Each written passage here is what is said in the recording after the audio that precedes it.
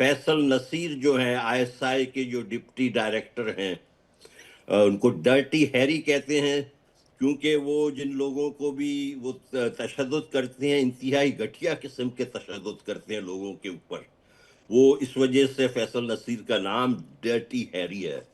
मुझे तो देखें, मुझे थोड़ी सी ताज्जुब होती है कि इनके मुल्क का जो असल प्राइम मिनिस्टर है, जिसने कि अमेरिका को थोड़ा सा आंख दिखाया था, तो इनके फौजियों ने उसकी एक आंख निकाल दी।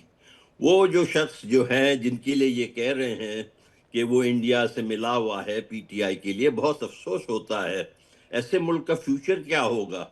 देखिए, इमरान खान जो है, हम उनके कोई आइडियोलॉजी से मुत्तफिक नहीं है, वो भी हमारे लिए पंजाबी है जैसे ये भाई बैठे हुए हैं। लेकिन मसला ये है कि उसकी एक इज्जत है दुनिया में, उसको लोग पसंद करते हैं।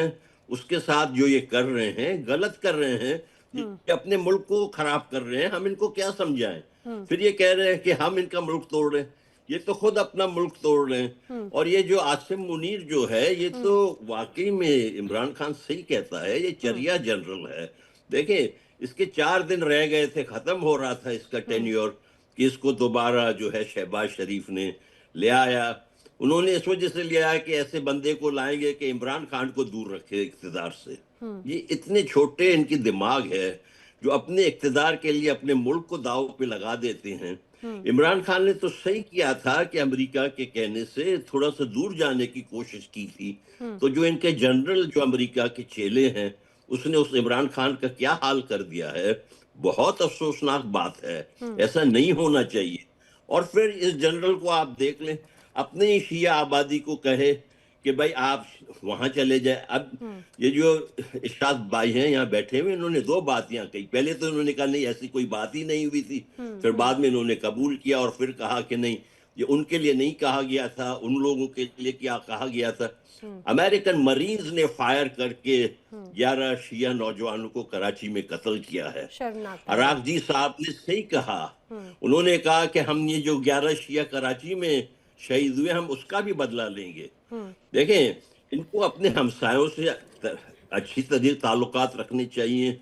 इनका सबसे बड़ा खामी ये है कि इन्होंने इंडिया से खामखा में अपनी दुश्मनी मोल ली हुई है। अभी भी ये इंडिया इंडिया इंडिया कर रहे हैं।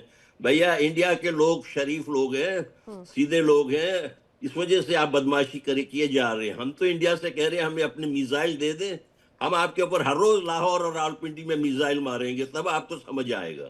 मैं सही सही कह रहा हूँ, आप लोग ऐसे नहीं समझेंगे। आप लोग पता नहीं कौन इरशाद जी, देखिए, पहले आप अपने हमसायों को खुश करने के चक्कर में, जिन्हें आप हमसाए कहते हैं, अपने आकाओं को खुश करने के चक्कर में अपनों को भी नुकसान या उनको भी ये कहा जाए खफा कर बैठे हैं। बलूचिस्तान वाले तो और नाराज हो गए, और शिया जो मुसलमान है वो भी नाराज हो गए। देखिए, मैं आपसे अर्ज करूं, मस्ती भाई मेरे फरमा ये रहे थे कि जी एम्बेसी के बाहर से लोगों पे हमला के। देखिए, जिन लोग जो शरपसंद अनासिर एम्बेसी के अंदर घुस गए थे, वो उन्होंने जो उनके मामूर थे अमेरिकन शार्प शूटर जो वहां मौजूद थे, ये वाली बात कई बार हो गई इरशाद जी, ये वाली बात कई बार हो गई। बात ये है कि इतना लंबा वक्त हो गया, लगभग 20 दिन से ज्यादा का वक्त हो चुका है इस घटना को लेकर। आपकी जुबान से एक बार भी ये शब्द नहीं निकला कि पाकिस्तान में उस प्रदर्शन में जो लोग मारे गए उनके साथ में गलत हुआ, वो पाकिस्तानी थे। आप उन्हें भी काफिर कह देंगे, आप उन्हें भी काफिर कह देंगे जो अपने नेता अयतुल्लाह अली खामनेई के लिए अगर प्रेम जताने के लिए या उनकी मौत पर गम मनाने के लिए, विरोध जताने के लिए सड़कों पर उतर आए, तो आप उन्हें भी काफिर कह देंगे। देखिए नैना, मैं ये कहूं कि क्या आपका क्या ख्याल है खामनेई जी की हमें अफसोस नहीं है? हमारा दिल और हमारी आंखें खून के आंसू नहीं रोते हैं?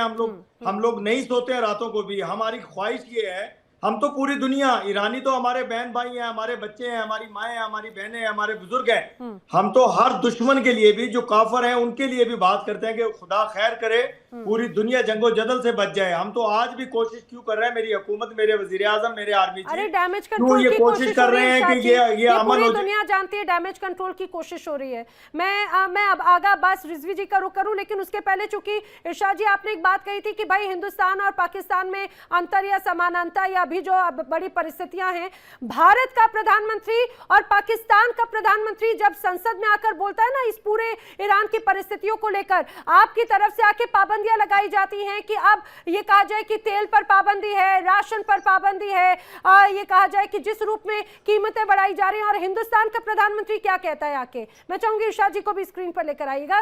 हिंदुस्तान के प्रधानमंत्री नरेंद्र मोदी आकर कहते हैं कि जनता को सारी सुविधाएं दी जाएंगी, उसके लिए सारी व्यवस्थाएं की गई हैं, दुनिया में अलग अलग देशों से बात की जा रही है, बाकायदा जो तमाम पाबंदियों की बात कही जा रही थी वो ऐसी तमाम पाबंदियों पर जो झूठे फेक नैरेटिव पेश किए गए थे ना, उसकी पिक्चर क्लियर कर दी उन्होंने। एलपीजी, सीएनजी, पीएनजी और तेल की आपूर्ति के लिए कई रास्ते खुलवाए हैं। तो ये अंतर है पाकिस्तान और हिंदुस्तान के प्रधानमंत्री के बीच में, जरा इसको क्लियर कट ले लीजिए। सिर्फ आप ऐसी फिल्में देखने से कुछ नहीं होता, हकीकत भी सामने आ जाती है। आगा अब्बास रिजवी जी, आपसे मैं समझना चाह रही हूँ, पाकिस्तान हमेशा ह्यूमन राइट कमीशन का जिक्र करता है, या ये कहा जाए कि जिस तरह की परिस्थितियां हैं, जम्मू कश्मीर का फेक नैरेटिव पेश करने की कोशिश करता है, अपने ही देश के कई मुसलमानों को वो काफिर कह देते हैं, वो लोग जो बड़ी स्तर पर एक बड़ी संख्या है शियाओं की। तो ये किस तरह का स्टैंड है रिजवी साहब? बिस्मिल्लाहिर्रहमानिर्रहीम व बिही नस्तईन। बहुत शुक्रिया कि आपने मुझे मदऊ किया है कि बेसिकली बात इस तरीके से हम शुरू करें कि थोड़ा सा अभी पास्ट में जाना है कि जब से पाकिस्तान बना है तब से अगर हम डिफरेंट ह्यूमन जो कमीशंस जो है या मुख्तलिफ ऑर्गेनाइजेशंस हैं उनके रिपोर्ट के मुताबिक तकरीबन आज तक जो हमारी कम्युनिटी है नियर अबाउट 55,000 जो लोग हैं उनको कत्ल किया गया है पाकिस्तान में। अगर देखा जाए कि जब भी मुहर्रम आता है तो मुहर्रम में जो हमारे कम्युनिटी के लोग जुलूस में शिरकत करते हैं और ये पूरी दुनिया गवाह है कि किस तरीके से उनको बेदर्दी के साथ शहीद किया जाता है। एक तो बात ये होगी, और जिस तरीके से अगर हम तारीख को देखें, ये हिस्ट्री है कि 1988 में आप देख लें कि उसी गिलगित में, जिस गिलगित में चंद दिनों पहले ये जो आज ईरान और अमेरिका वार चल रही है, और उस वार में कि तकरीबन 8-10 आदमी गिलगित में मारे गए हैं, इसी तरीके से सिकारदू में मारे गए हैं और कराची इस्लामाबाद में भी मारे गए हैं। मैं इन तक ये बात पहुंचाना चाह रहा हूं, मुझे बताएं कि हिंदुस्तान इतना बड़ा मुल्क और जहां हिंदुस्तान में कोने कोने में वो मुख्तलिफ जुलूस निकले हैं और किस जुलूस में कहीं क्या पत्थरबाजी हुई है, और अल्हम्दुलिल्लाह हिंदुस्तान में जहां जहां भी ईरान के हक में जुलूस निकले हैं और वहां पुलिस के इंतजामात और या जो सिविल एडमिनिस्ट्रेशन जो यहाँ रही है हमेशा साथ साथ रही है। लेकिन बदकिस्मती की बात यह है कि जो जनरल आसिफ मुनीर ने 19 मार्च को कि जब हमारे जो वहाँ जिशोर और इज्जत उलमा है उनको बुलाया था इफ्तारी के दावत पे, लेकिन वहाँ वो दावत ऐसी दावत मैं ये बताऊं कि जिसमें हमारे उलमाओं को तस्लील किया गया है और वहाँ उनको ये कहा गया है कि भाई जिसको ईरान के साथ प्यार है तो वो ईरान चला जाए। लेकिन मैं तो इस नतीजे पे पहुंचा हूं कि पाकिस्तान बेसिकली आज अगरचे अभी ये हमारे जो बरादर दोस्त हमारे ये कह रहे थे कि आज पाकिस्तान ये कोशिश कर रहा है कि अमेरिका और ईरान के बीच एक नेगोशिएशन हो, लेकिन दरअसल अगर मैं ये देखूं कि तारीख गवाह है और हर वक्त गवाह रहेगी कि ईरान के बारे में जो एक नेगेटिव एक पहलू पाया जा रहा है कि उसमें पाकिस्तान का रोल रहा है। और जब भी आप ये देखें कि अमेरिका में मैं जवाब दे दूं, मेरा बहुत लंबा हो गया। जब आपने बात की तो मैंने बात तो नहीं की है ना, मुझे बात करने तो फिर कुछ कहना है बाद में कहें आप बात करने। और मैं आपको बताऊं कि जब भी पाकिस्तान को मौका मिला है उन्होंने ईरान के पीछे खंजर घोंपा है। और मुझे ये बताएं कि अगर किस मुल्क में दुनिया के किस कोने में किसी दीवार पे ये लिखा हो काफिर काफिर शिया काफिर, अगर आप पाकिस्तान में जाएं वहां हर दीवार पे लिखा है काफिर काफिर शिया काफिर। जिस तरीके से वहां के एक आलिम दीन ये कह रहे हैं कि यहाँ के फौज में तकरीबन हमारे 3 से 3.5 लाख फौज हैं, और उसके बावजूद जब भी पाकिस्तान को अपने मुल्क बचाने की जरूरत पड़ती तो तब उनके खून का नजराना पेश किया जाता है। और जब नस्ल कशी होती है, जब जो वहाँ के मिनियार्टीज में जो शिया लोग हैं, जब कत्ल आम किया जाता है तो तब वहाँ शियों का कत्ले आम होता है। और मुझे ये बताया कि जबरदस्त झूठ बोल रहे हैं आप, काफी ज्यादा झूठ आपने बोल लिया। मेरा ख्याल बस कीजिए अब, मतलब इससे ज्यादा झूठ मैं बर्दाश्त नहीं कर सकूंगा, मेरी कोई नस फट जाएगी दिमाग की।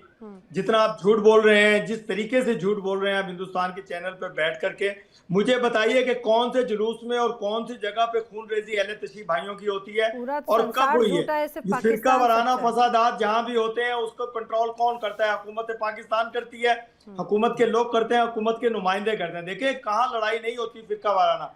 जो बात आप हिंदुस्तान की कर रहे थे, क्या हिंदुस्तान में मसालिक को इतनी आजादी हासिल है जितनी पाकिस्तान में? शाह जी सुनिए, शाह जी मसले को घुमाइए नहीं, इस मसले को घुमाइए नहीं। आगा अब्बास रिजवी जी ने आपको एक्सपोज कर दिया। आप हमेशा से पाकिस्तान की तरफ से जम्मू कश्मीर को लेकर सवाल उठाए जाते रहे ना। उन्होंने बताया कश्मीर में भी बड़े बड़े प्रदर्शन हुए थे रिजवी साहब, बड़े प्रदर्शन हुए थे इरशाद जी, और वैसे ही प्रदर्शन जो पाकिस्तान में भी हुए ईरान के हमलों को लेकर। और जैसा रिजवी जी ने कहा कि कितना बड़ा अंतर नजर आ जाता है। आप बात को कहां से कहां घुमाने की कोशिश कर रहे हैं? नैना आप घुमाते हैं बात को। देखें वो गलत बोल रहे थे, ऑल फॉल बोल रहे थे, अब बिल्कुल खामोश, ऐसे सन्नाटा आपके स्टूडियो में रहा। ऐसा क्या गलत बोला? उन्होंने आईना दिखाया ना कि बड़े प्रदर्शन तो जम्मू कश्मीर में भी हुए, हिंदुस्तान में भी हुए। क्या गोलियां चलाई गई अमेरिका की तरफ से, हिंदुस्तान की तरफ से? जब मुझसे इतना झूठ बर्दाश्त नहीं हुआ, जब मुझे लगा कि मेरा दिमाग फट जाएगा झूठ सुन के, पाकिस्तान के खिलाफ, अहले तशरीह के खिलाफ, सुन्नियों के खिलाफ, उलमा के खिलाफ, मैं तब दरमियान में बोला, अदरवाइज मैं बोलना नहीं चाहता था। अगर वो सही बोलते रहते, एक ट्रैक पे रहते, हिंदुस्तान की ट्रेन में ना बैठते, एक इस्लामिक ट्रेन पे चलते या एक दुनियावी ट्रेन पे चलते, एक मसालिक की बात ना करते, तो मैं खामोश रहता। देखिए बात यह है कि इनसे सिर्फ मैं एक ही सवाल कर रहा हूँ मासूम अनासा, कि मुझे बताइए कहाँ कत्लो गारत हो रही है अहले तशरीह की पाकिस्तान में? कौन से जुलूस पे हमला किया किसी ने? हाँ, जो मसालिक की जंग है, जब ये जिस तरह नारा लगा रहे थे, इस तरह तो मेरी फौज को भी गाली देते हैं, मुझे भी गाली देते हैं लोग। ये लोग हैं जो शर्तपसंद लोग होते हैं, उनको मजा भी मेरे इदारे ही चकाते हैं, मेरे इदारे उन्हें पकड़ के जेलों में बंद करते हैं, मेरे इदारे उनको सजाएं देते हैं। ये पाकिस्तान की आप जनता को ये सब बोल के बरगला सकते हैं, लेकिन हकीकत तो आप समझिए ना, एक बड़ा तबका है या नहीं है, खासतौर से पाकिस्तान की सेना में शिया मुसलमानों का, क्या उनकी भावनाएं आहत नहीं हुई? और जिस रूप में आपने कहा, अहमद जी बार बार इस बात का जिक्र लगातार इरशाद जी कर रहे हैं, जिस रूप में कभी वहां पर ये शांति की बात होती है, इस रूप में कभी कोई प्रदर्शन नहीं होते, बड़े हमले नहीं होते। बलूचिस्तान का एक बड़ा हिस्सा खासतौर से प्रभावित रहा इन सारी चीजों को लेकर, और पुराने वक्त से हमेशा से टारगेट किया जाता रहा है शिया मुसलमानों को लेकर भी। देखें, आज से बहुत साल पहले जब मैं क्वेटा गया था, तो क्वेटा के जो दीवारों पर इन्होंने लिखा हुआ था आईएसआई वालों ने, देखें ये आईएसआई के अपने बच्चे हैं, ये जितने भी गंदे अंडे हैं ये सब के सब आईएसआई के बच्चे हैं। इन्होंने खुद भाग गए ना फौरन, वो इन्होंने खुद ये सारे क्रिएट किया, क्योंकि जब 1971 में उनको शिकस्त हुई थी तो उस वक्त से इन्होंने ये प्लानिंग बनाया था कि हमें इस किस्म के आउटफिट्स और इस किस्म के ऑर्गेनाइजेशंस को आगे लाना है कि जिससे कि हम पाकिस्तान के फौज को काम करना ना पड़े, लेकिन जो भी रियासत के से थोड़ा सा भी अलग हैं उनको हम कुचल दे सके। तो क्वेटा के रोडों पे ये लिखा हुआ था कि शिया दुनिया के बेहतरीन काफिर हैं, शियाओं को काफिर। बलूचिस्तान में शियाओं के ऊपर जो हमले शफीक मेंगल ने, जो अभी आकिब अली जरवारी साहब के साथ उनके पार्टी में शामिल हुए हैं, इस शफीक मेंगल ने हजारों शियाओं का कत्ल किया है। ये क्यों इकबाल भाई, आप क्यों ये चीज को नहीं मान रहे हैं? शफीक मेंगल ने क्या नहीं किया है कत्ल शियाओं का? हजारों का किया है। आप क्यों इस बात को जुटलाएंगे? वो फैसल नसीर के दस्ते रास्त हैं या नहीं है? देखिए ये आपके अपने मुल्क के लिए अच्छी बात नहीं है। आप वहां पर शिया 4 करोड़ हैं। आप अगर इन 4 करोड़, अब आपने जो है बलोचों को नाराज किया हुआ है, आपने पश्तूनों को नाराज किया हुआ है, अब आप जाके शियाओं से भी लड़ेंगे। आप कहाँ लड़ेंगे? आप मुझे एक बात बताएं, इस जनरल को, मेरी थोड़ी सी गुजारिश सुन ले, कि जनरल को जेब देता है कि ये आके कहे कि बलोच 10 नस्ल तक भी हमारे साथ नहीं लड़ सकते हैं, हमारा एक एक नौजवान इसके ऊपर नाराज है। किस किस्म का जनरल आप लोग ले आए? जी जी जी, जवाब ले लेती हूँ मैं। आप जवाब सुनिए। बात यह है कि आपने बात की कि जी कोयटा में आपने दीवारों पर लिखा हुआ देखा। मैंने भी अर्ज की, जब ये मसालिक की जंग हुई, उन जो फितनावर लोग थे, जो भी थे, अहले तशी की तरफ से, अहले सुन्नी की तरफ से, जिस जमात की तरफ से भी लोग लड़ रहे थे, उनको मेरे इदारों ने क्या कैदो बंद की सहूलतें नहीं दी, क्या उनको सबक नहीं सिखाया? मेरे इदारों ने सिखाया। अगर उनको लड़ने दिया जाता, शिया सुन्नी फसाद होने दिया जाता, क्या ख्याल है कि कितने लोग शहीद हो जाते, कितने लोग तबाह हो जाते, कितने खानदान मुर्दार हो जाते। देखें, ऐसी बातें मत कीजिए।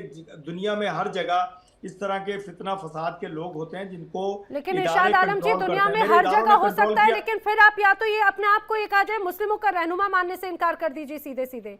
आप दुनिया में जब भी बात होती है तो आप ये सारी बातें कहने लग जाते हैं, लेकिन या तो आप उसको सिरे से नकार दीजिए।